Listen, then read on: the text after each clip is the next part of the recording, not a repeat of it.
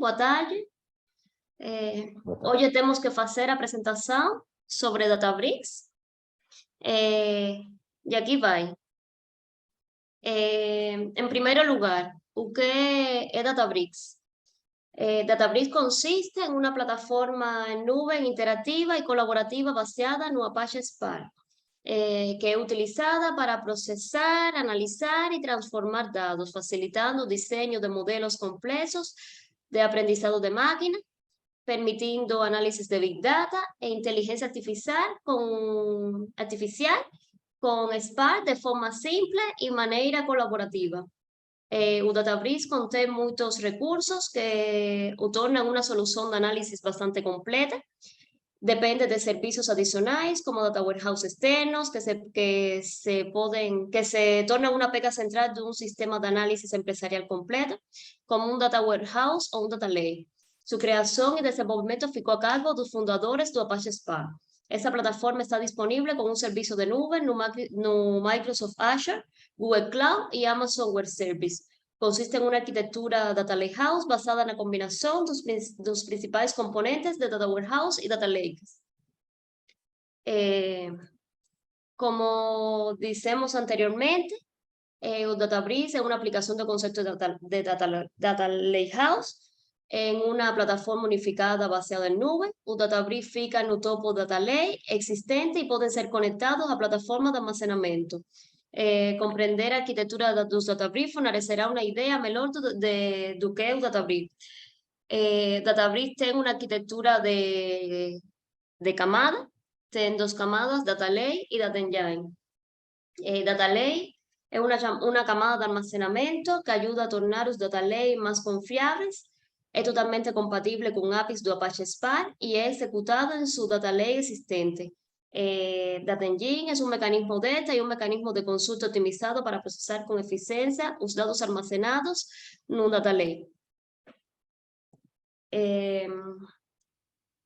Ventaja de esa arquitectura es que ella ofrece beneficios a las transacciones así que es atomicidad, consistencia, isolamiento, durabilidad. Tiene una flexibilidad de almacenar e integrar todo tipo de informaciones, como dados estructurados, semiestructurados, no estructurados, de forma lucrativa. Além disso, desenvolver modelos de aprendizado de máquina, proyectar relatorios avanzados, soportar incorporación de plataformas analíticas de código abierto en la nube. No presenta tantas dificultades porque el almacenamiento de datos es escalable y posee patrones de datos de código. Databricks SQL permite que você execute consultas de SQL rápidas no Data Lake. As consultas ofrecen soporte a varios tipos de exhibición para explorar los resultados de la consulta de diferentes perspectivas. Agora vamos a falar dos principales componentes do Databricks. Sim. Cluster é um componente mais importante em um banco de dados de Spark para executar dados em um espaço muito mais rápido. No Databricks encontramos 2 tipos: o cluster interativo, com o qual os usuários podem explorar e analisar os dados; o cluster de worker, com o qual os workers necessários são executados. Um cluster, por sua vez, possui 2 tipos de nós: o nós controlador, que es responsable por coordinar a distribución y distribuir las tarefas, y los nodos de workers son responsables por hacer la distribución, por hacer la solicitación y distribuir las tarefas para los nodos de worker y coordinar la ejecución. Para un procesamiento más rápido es recomendable tener varios nodos de worker. Bases de datos o tabelas. Un banco de datos de Databricks consiste en una colección de tabelas. Para crearlo, un clúster debe estar en ejecución. Las tabelas son una colección de datos estructurados. Ellos son gerenciados usando o archivo presente no almacenamiento. Encontramos 2 tipos de tabelas: global, que puede ser ejecutado a través de cualquier clúster, y local, que están disponibles apenas para los clústeres donde fueron criados. Notebook o cuaderno. O código para la lógica de transformación de datos, comandos, visualización, texto narrativo, es escrito en este componente. Soporta diferentes lenguajes de programación compatibles con Spark, como SQL, Scala, R, Python o Java. Los usuarios pueden ejecutar o código de un notebook por medio de un clúster interactivo y extraer los datos usando Scala, Python, etc. Library o bibliotecas.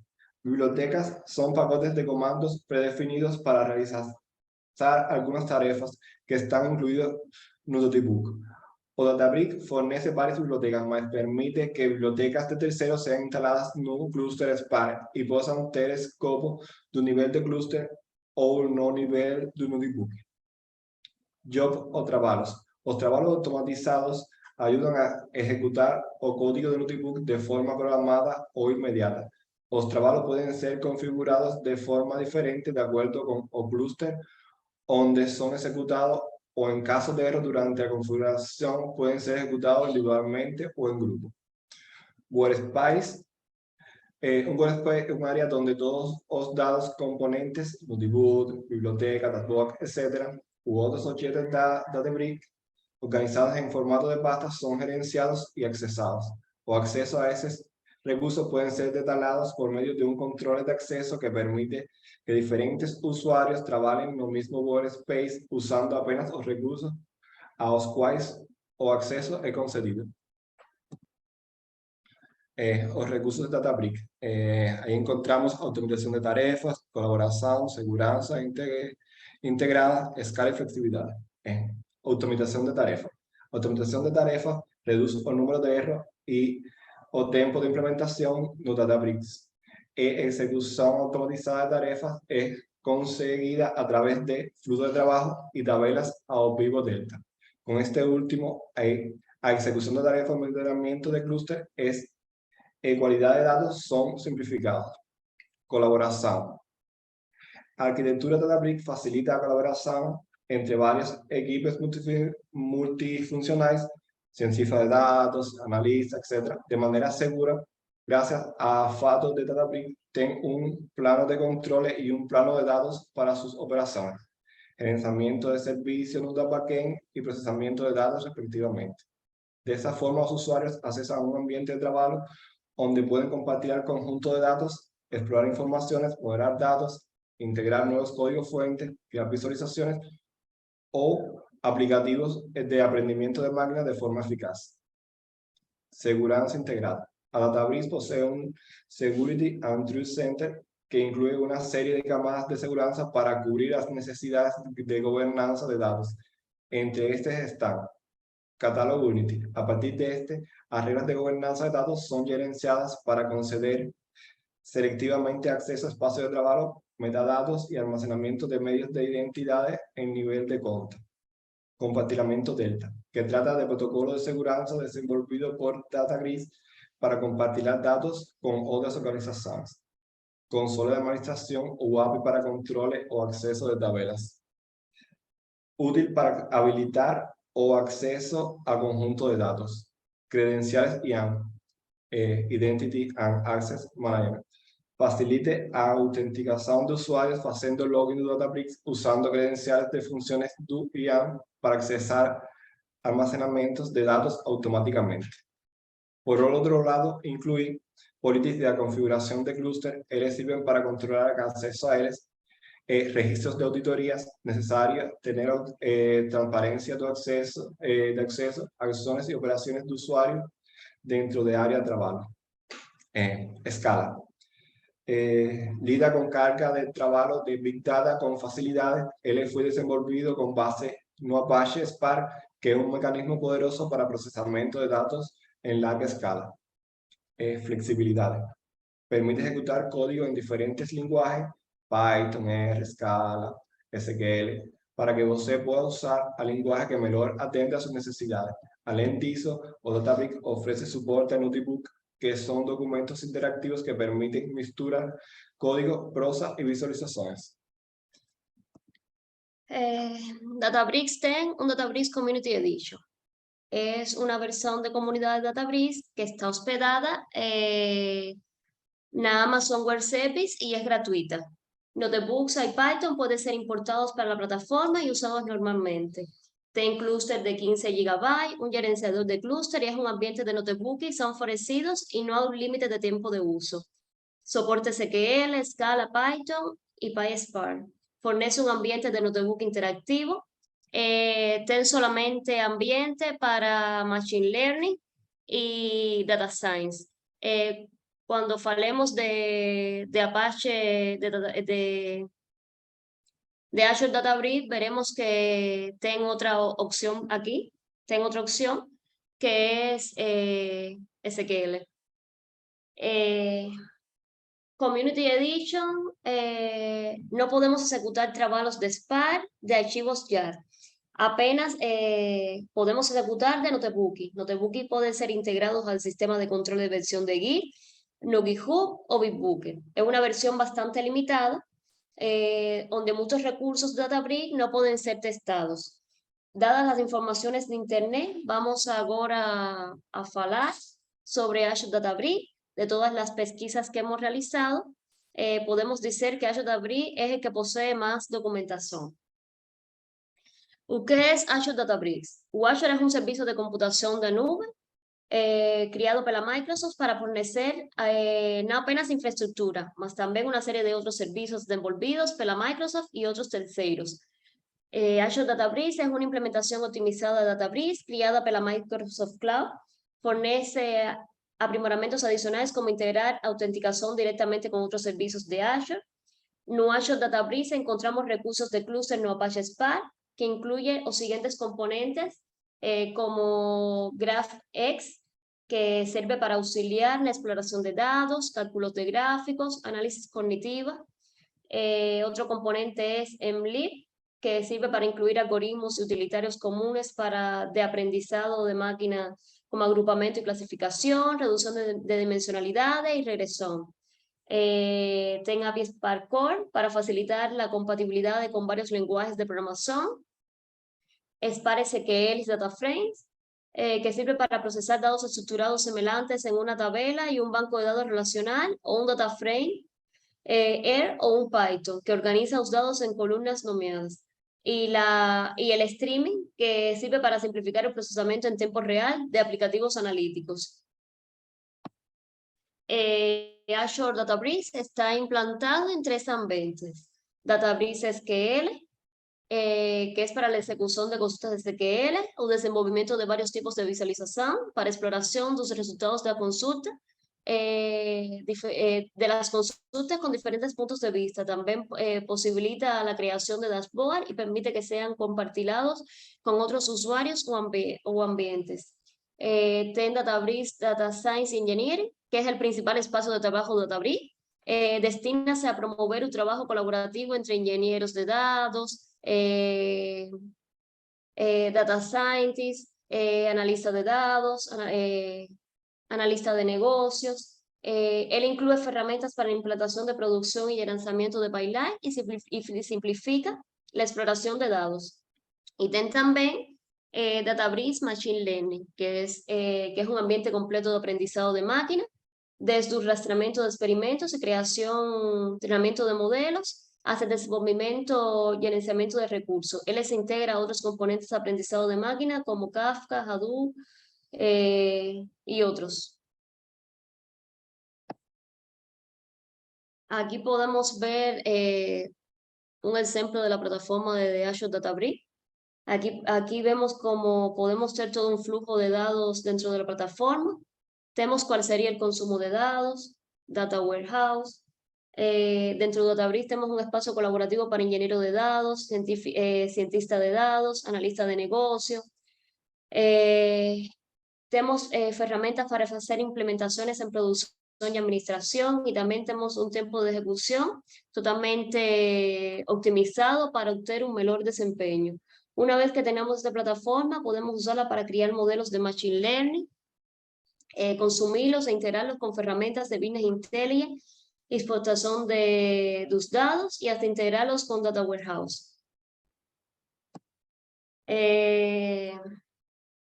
Ahora vamos a mostrar un vídeo cómo trabajar con Databricks. Cómo trabajar con Databricks con Azure.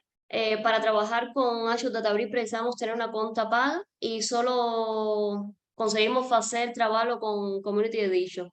Es por eso que aquí mostramos cómo serán los primeros pasos y configuraciones para trabajar con Databricks.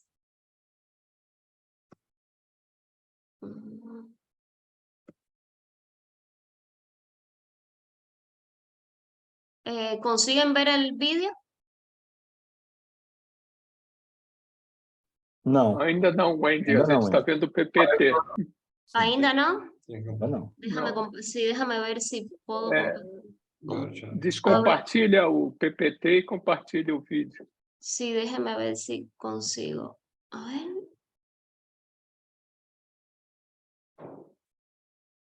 ¿Consiguen ver? Não, tô vendo o seu browser. A ver, a ver, a Acho ver. que sim. Bernardo Cambruso. Tem um tutorial que deve ser o vídeo. Ya. ¿Consiguen ver el vídeo? Não. Menos uma página. Ah, sim, ok. Agora sim. Es un browser, sí, sí, sí. Sim. Sim. Então Bernardo, é isso Bernardo. mesmo. Então estamos vendo. Aquí él le comienza cómo sería la configuración desde Azure hasta Azure Databricks. Tá. Olá, iniciando a parte prática do nosso treinamento, eu estou aqui no portal da Azure. É importante para início de conversa você entender que os portais... Una pregunta, ¿consiguen escuchar? Sim. Sim, também. Ok. As plataformas que a gente usa pode ter mudanças nas interfaces. Eu, inclusive, todos os treinamentos que eu fiz, a interface era diferente. Então, se você está vendo e você não reconhece, não está igualzinho, procura os comandos que a gente está fazendo, você vai conseguir fazer em qualquer versão do portal. Então, eu estou aqui no portal da Azure e eu posso criar um recurso ou eu posso pesquisar aqui também por Databricks. Então, eu já busquei aqui. Ele vai mostrar os serviços que eu já tenho, tá? Ali na tela anterior, eu posso clicar aqui em criar. Tá? Então, eu clico em criar um workspace do Azure Databricks. Aqui tem um detalhe, tá? Eu tinha uma assinatura para estudante, ela não funcionou. Agora eu tenho uma assinatura paga pelo uso. É um ponto que eu falei antes, que às vezes a gente faz o free trial e tem um tempo, depois a gente não consegue utilizar um recurso como um cluster do Azure Databricks. Então, eu tive que ir lá e fazer uma outra assinatura. E quando você cria um workspace, você tem que selecionar qual assinatura que ele vai estar, tá? A assinatura é uma forma de pagamento. Então, aqui a gente pode ter grupo de recursos, tá? É bem importante grupo de recursos. Então, eu vou criar um novo tutorial Azure. Então, aqui não pode ter espaço. Pronto. Um grupo de recurso é como se você definisse vários recursos para uma finalidade. Se você não quer mais utilizar esse recurso, você apaga um grupo de recurso, tá? Então, é assim que a gente utiliza. Então, aqui eu vou ter um nome do workspace, que vai ser o tutorial Azure Databricks. O lugar, para agora, não importa. E tem o Standard Premium, vou colocar o Standard, também tem a versão avaliação, vou colocar o Standard. Eu posso criar agora, ou posso avançar e ver alguma configuração em rede, a gente vai direto em criar. Então, ele está validando se as informações que a gente passou são verdadeiras. Agora eu vou apertar para criar, e isso vai levar um tempinho, e eu corto para a hora que já estiver pronto o nosso workspace, tá bem? Continuando, a implantação foi concluída, então agora a gente pode abrir o recurso Azure Databricks. Então aqui ele vai trazer algumas informações. Eu ainda estou no portal da Azure, e agora sim, a gente vai clicar aqui para iniciar o workspace do Azure Databricks, que vai ser uma outra plataforma, tá? Então, aqui ele vai logar com as mesmas credenciais da Azure. Então, se você já utiliza as credenciais da Azure como a segurança da sua organização ou do seu time, essas credenciais já valem também para o Azure Databricks, tá? Então, enquanto ele carrega, e vai abrir a interface, tá? Então, vamos lá.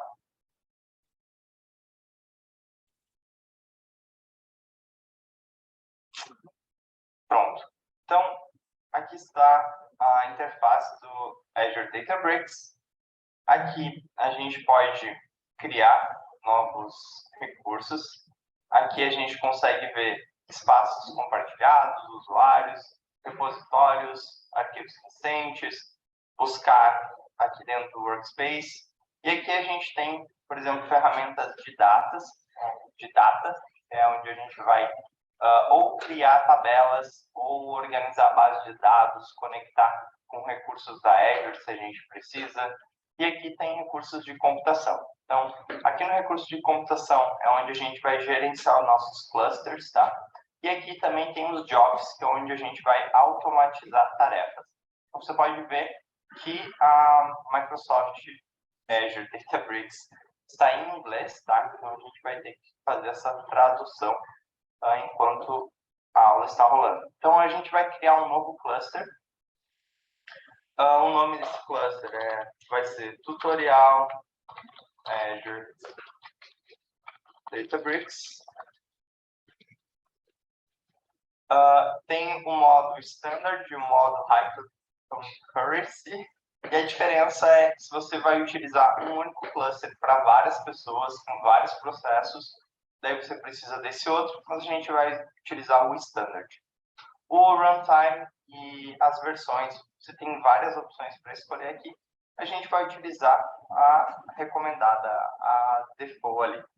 Uma parte muito importante é essa aqui, que diz que a gente vai terminar esse cluster, ou a gente vai pausar ele depois de 60 minutos, ou quanto tempo a gente definir aqui de inatividade. Isso aqui é muito importante, tá? Porque você é cobrado por cada minuto que você utiliza esse cluster. Então, se você esquecer isso aqui aberto, a sua conta vai vir bem cara. Lembrando que é um recurso que é para você utilizar ou por um período muito curto de tempo, ou você, se você utiliza ele por muito tempo, deve existir alguma razão para isso, tá? Mas se você é um usuário comum, se lembre de marcar isso aqui para que você não tenha um gasto excessivo. Das escolhas que você tem, você pode escolher desde uma máquina muito forte ou uma máquina mais simples, como essa aqui. Então, é isso que você escolhe. E aqui tem o auto-scaling, tá? Auto-scaling quer dizer que ele vai ter um mínimo e um máximo de workers e ele vai, conforme a demanda, diminuir ou aumentar esses workers para atender essa demanda.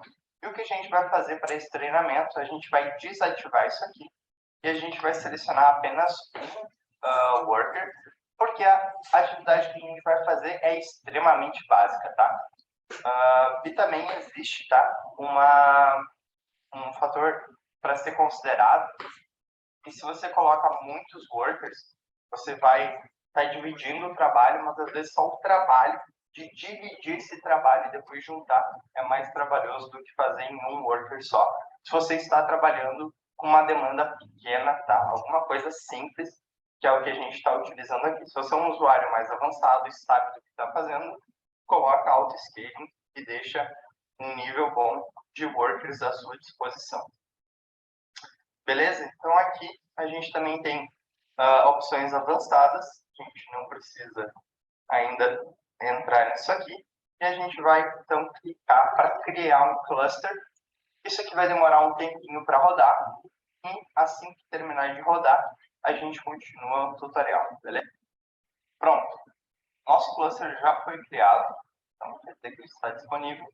A gente pode vir aqui em criar um notebook, tá? Notebook vai ser um caderno. E para quem já usou o Jupyter Notebook, vai ser a mesma experiência. E para mim, uma das principais vantagens é porque eu gosto de usar SQL para trabalhar e processar dados, também criar relatórios. E a usabilidade do Jupyter Notebook é uma coisa muito interessante quando a gente está trabalhando com dados, que a gente tem um recurso da interatividade, ou seja, a gente faz um pedaço de código e a gente já consegue testar rapidamente como que esse código está performando, que resultado está trazendo. Então, a gente consegue ter esse feedback na hora e criar isso com SQL, tá? Então, aqui a gente segue o nome desse notebook, que vai ser tutorial. Aqui a gente tem a linguagem default, mas na verdade, o que a gente tem são essas 4 linguagens disponíveis no mesmo notebook. Porque o Databricks, ele cria, por exemplo, um recurso tabela ou um recurso DataFrame, você consegue utilizar ela no Python, consegue utilizar ela em Scala ou SQL, mudando a linguagem que você faz certos comandos. Por exemplo, você pode ter um comando em SQL para fazer parte do processamento, depois você aplica um processamento específico em Python e você segue processando seus dados em SQL ou vice-versa. Mas o que a gente está selecionando aqui é a linguagem default, tá? A gente pode alternar a linguagem. E aqui o cluster, a gente pode ter vários, mas está aqui o cluster que a gente acabou de criar. Então, eu vou criar um notebook. Então, eu tenho alguns comandos aqui já prontos, tá? Então, por exemplo, quando a gente digita o símbolo da porcentagem e FS, quer dizer File System. Então, é um sistema de arquivos. Vou dar um zoom aqui na tela, vai ficar mais fácil de ver. Para a gente rodar um comando, a gente vai apertar Shift Enter. Então, o que a gente está fazendo? Eu vou apagar esses 2 itens aqui para fazer sentido a hora que a gente for rodar. Então, primeiro, eu estou rodando esse comando, que quer dizer File System, né? O sistema de arquivos, e eu estou listando o que existe. Então, agora eu volto e eu vou colocar esse comando completo aqui. Agora eu vou listar o sistema, a pasta ls, desculpa, vou listar a pasta Databricks Datasets. Então, aqui existem vários datasets que a gente pode escolher, tá? É um recurso que já vem junto aqui no Databricks. E agora a gente vai escolher esse arquivo aqui, que é um CSV que tem informações de computadores antigos, tá? E o que a gente vai fazer é um comando head, onde a gente vai buscar os primeiros 1000 bytes, e ele vai mostrar desse arquivo aqui do CSV. Então, o que a gente tem aqui são as colunas e os valores, tá? Então, a primeira linha são as colunas, o valor, a velocidade, o HD, RAM, o screen, se tinha CD, se multi não sei o que é, se era premium, ads ou trend. Enfim, os principais colunas que a gente vai ter aqui vai ser o valor, a velocidade e RAM, tá? Então, aqui a gente sabe que a gente tem esse arquivo à disposição. Agora a gente vai utilizar um comando em SQL. Eu vou explicar o que ele está fazendo. Então, essa parte de baixo aqui, ó, a gente copiar essa parte. Vamos ver o que ela está fazendo. Então, isso aqui é SQL, tá? Eu estou criando uma tabela com o nome Computers, usando o recurso CSV, e aqui estão as opções que eu estou passando. Então, o path, ou seja, o caminho, é esse aqui, é esse mesmo que a gente listou antes. Essa informação header, como true, quer dizer que a primeira linha é o header, então ele pode usar isso como colunas.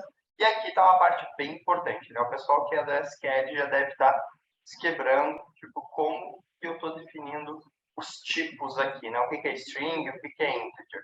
Então, quando eu seleciono essa opção, Infer Schema, eu estou dizendo para inferir o esquema da tabela, ou seja, olha para os valores que tem e define se é integer ou se é uma string, beleza? Então, agora eu vou rodar isso aqui. E se lembra da interatividade? Então, a ideia é que, sim, se eu mudar alguma configuração e quiser salvar com o mesmo nome, na mesma tabela, a gente coloca esse comando aqui em cima, né? Que ele vai fazer o seguinte, eu vou rodar isso aqui, apertando Shift Enter. Se eu rodar esse comando agora aqui, ele vai dar um erro. E já existe uma tabela com esse nome. Então, fica um pouquinho chato a gente trabalhar assim. O que a gente faz? É essa linha. Drop table if exists. Então, a gente está dropando essa tabela, se ela já existe, e aqui a gente recria ela. Então, quando eu rodo esse comando, ele vai funcionar certinho. Então, aqui ele rodou. E agora, eu posso fazer um select e o resultado que eu vou ter, claro que aqui eu estou usando um select star, porque eu conheço essa tabela, realmente são poucos dados que a gente tem, claro que você não pode fazer isso aqui se a sua fonte de dados for gigante, tá? Então, aqui a gente consegue ver uma tabela de todas as informações que a gente tem, e aqui já tem uma novidade, um recurso do Azure Databricks que vai ser bastante útil, por exemplo, quando a gente está construindo uma query, beleza? Então, o que a gente tem aqui? A gente tem as colunas e os valores, tá? Desculpa, tem que clicar aqui do ladinho. Beleza, então aqui eu tenho as colunas. Essa aqui ela foi adicionada por nada, porque ela não tinha esse nome aqui, tá? Então a gente tem o valor, a velocidade, o HD e RAM. Beleza. Então, outra opção que a gente pode fazer, por exemplo, uma consulta em SQL, colocar uma condição, where speed maior do que 40. Então, eu estou fazendo um filtro. Ó, aqui tem 25, 33, 25, 33, aqui 66. Então, a gente vai selecionar só aqueles que a velocidade é maior que 40. Então, beleza. E o que eu posso fazer? Digamos que eu sou analista de dados. Eu venho aqui e eu consigo exportar esses arquivos como no CSV. Então, é aquilo que eu falei antes da gente poder conectar várias funções. A gente tem um engenheiro de dados construindo as pipelines e aqui alguém consegue vir rapidamente exportar. Mas seguindo, a gente tem outro recurso bem interessante aqui.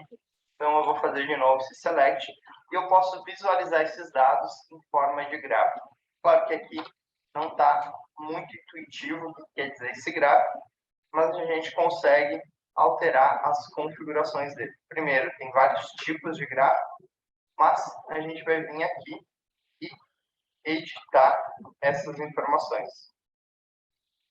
Plot options, perdão. Então, a gente vai apagar essas chaves aqui e os valores também, e vamos pegar a memória, ou seja, a quantidade de RAM que eles têm, e ver o valor, preço dos computadores. Então, a gente consegue ver que aqui ele está somando, então ainda não está fazendo sentido. Vamos ver o valor médio dos computadores. Então, o que a gente está vendo? Que quanto maior a RAM, maior, né, os valores. E a gente ainda consegue, por exemplo, fechar aqui. Agora ele alterou a visão ali. Manteve. Vamos lá. Então, está rodando aqui.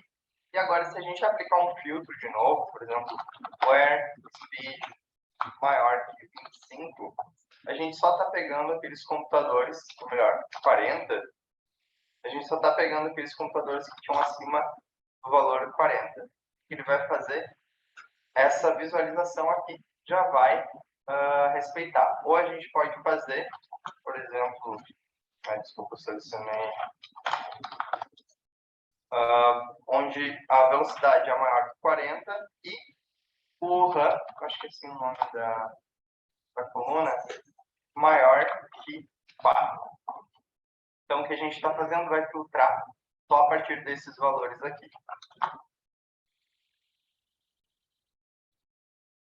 Então, pessoal, foram consultas muito simples com SQL, mas a ideia é mostrar que a gente pode fazer isso aqui em larga escala. A gente também pode, por exemplo, pegar essa mesma tabela de computers e fazer parte do processamento em outra linguagem, por exemplo, Scala ou Python.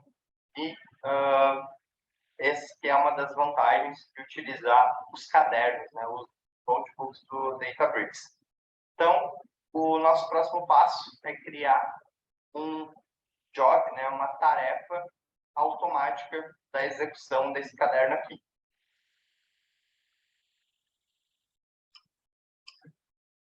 Bom, antes do corte, a gente tinha feito essa consulta bem simples aqui.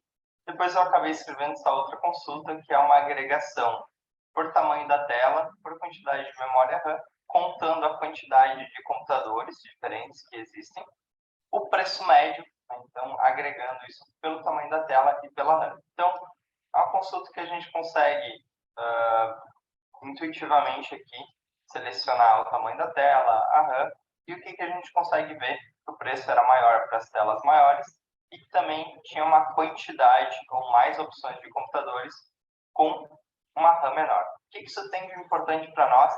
No momento não tem muita coisa, porque esses computadores são computadores da década de 90, isso aqui nem é giga. Mas o que a gente quer fazer com isso? O que a gente criou aqui foi um notebook, um caderno, e a gente vai realizar tarefas desejadas pelo nosso time. Por exemplo, pegar dados de um blob storage ou de um data lake, fazer um processamento, aplicar algum modelo de previsão, alguma coisa com machine learning e colocar isso num data warehouse, ou seja, fazer uma pipeline. O que a gente vai fazer agora é um job, é uma automatização dessa tarefa. Então, para a gente criar um job, a gente clica aqui do lado, tá? Eu vou mostrar o menu para vocês. A gente vai aqui em Jobs e a gente vai aqui criar job. Então, a gente tem que dar um nome, tutorial, job. A gente vai escolher se é manual ou se é agendado. A gente pode escolher a recorrência, se é diário, se é mensal, se é por hora. Então, a gente consegue também escolher o fuso horário que vai rodar. Aqui a gente tem que selecionar qual notebook que a gente vai utilizar. Eu vou aqui em usuários e vou selecionar aquele notebook que se chama tutorial. Agora eu confirmei. E aqui tem um ponto importante. Ele vai perguntar se eu quero utilizar um novo cluster para fazer esse job ou se eu vou usar um cluster que eu já tenho. Nesse caso, se eu selecionar o cluster que eu já tenho, para nós parece intuitivamente mais barato, a escolha correta, na verdade não é. Tanto é que ele vai mostrar um aviso aqui. E o que ele quer dizer? Que esse cluster aqui que a gente tem, a gente paga um valor por minuto, ele é um cluster de desenvolvimento, tá? E esse aqui é um cluster automático, um cluster para gerar uma tarefa automática, então ele tem um outro valor. Então, é mais barato a gente rodar criando um novo cluster, tá? Só que para esse treinamento, eu vou selecionar esse cluster atual, que estava dando um errinho, não deixava eu continuar a atividade. Então, aqui, a gente consegue, ele vai reaproveitar aquelas informações, tá? Mas se a gente estivesse utilizando um novo cluster, a gente pode vir aqui e editar as informações. Por exemplo, a gente pode ter um cluster de desenvolvimento simples e um cluster para executar as tarefas que seja bem forte, bem robusto, tá? Então, aqui, de novo, selecionar o cluster que já existe, sabendo que não é a melhor escolha a se fazer. Eu vou criar essa job e pronto. Agora, aqui na parte de runs, que são todas as corridas, todas as execuções que já teve, eu vou ter um histórico. Ele vai rodar sempre essa hora, mas eu também posso clicar para rodar agora. Então, quando eu clico em rodar agora, eu posso ver os detalhes, tá? Então, ele vai dizendo a duração, quanto tempo já se passou desde que está rodando. E aqui eu vou conseguir ver, assim que ele terminar de executar, o resultado do notebook, que nada mais vai ser do que aquela visão que a gente já tinha antes. Então, pronto, ele já rodou, apareceu aqui para mim. Eu posso ter várias versões, tá? Então, óbvio, se a gente roda uma tarefa que é cada dia a fonte vai mudar, o resultado também vai mudar. Então, agora eu clico para ver os detalhes. Eu consigo ver o output do caderno, tá? Exatamente o que ele fez. Então, está aqui os dados. Então, se a gente tivesse uma pipeline bem completa, um processamento complexo de dados, iria executar essa tarefa desde que os parâmetros, todas as conexões estivessem corretas. Então, era isso, um treinamento de como que a gente utiliza o Databricks, como que a gente utiliza notebooks e como que a gente cria jobs para executar essas tarefas automaticamente. Espero que você tenha gostado. Meu nome é Bernardo, aguardo seu contato no LinkedIn. Grande abraço, valeu!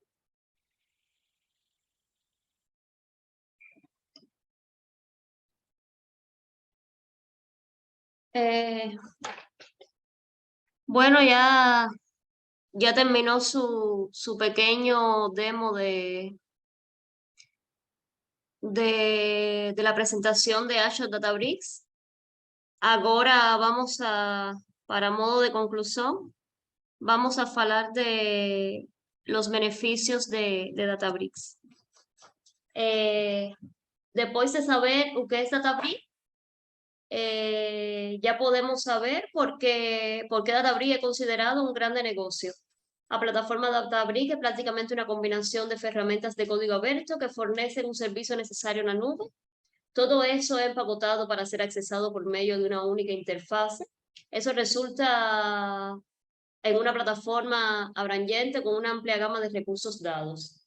Entre los recursos dados que podemos encontrar Native, que funciona bien en cualquier proveedor de nube líder, almacenamiento de dados, gobernanza y gerenciamiento y herramientas de ciencia de dados. Entre los beneficios principales podemos encontrar adaptabilidad y escalabilidad, integración, desenvolvimiento más rápido, mayor colaboración y productividad y aprimorada. La adaptabilidad y podemos olear que está presente porque Databricks puede interagir como los lenguajes de programación soportados por Apache Spark, más también posee una API de lenguaje Nubank para aumentar la adaptabilidad y con otras aplicaciones de Big Data.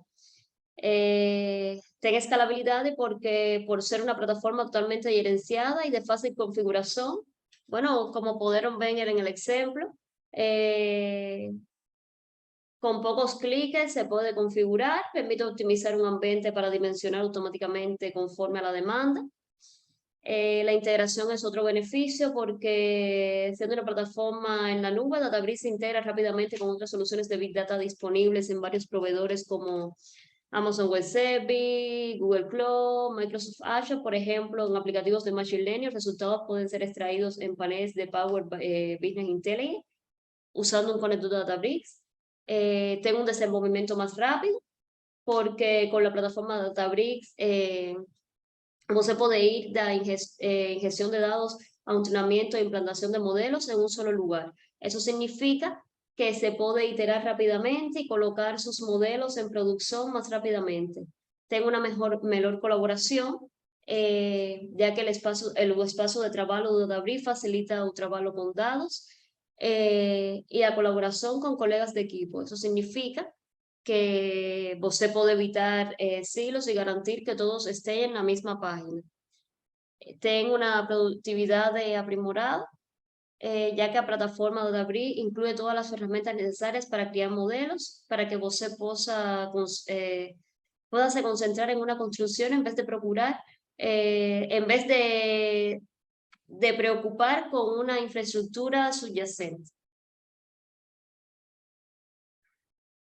Bueno, ahora, ya terminamos. Si ustedes tienen más preguntas sobre Databricks, aquí Agente incluyó otras documentaciones. Aquí está la documentación de Azure Databricks.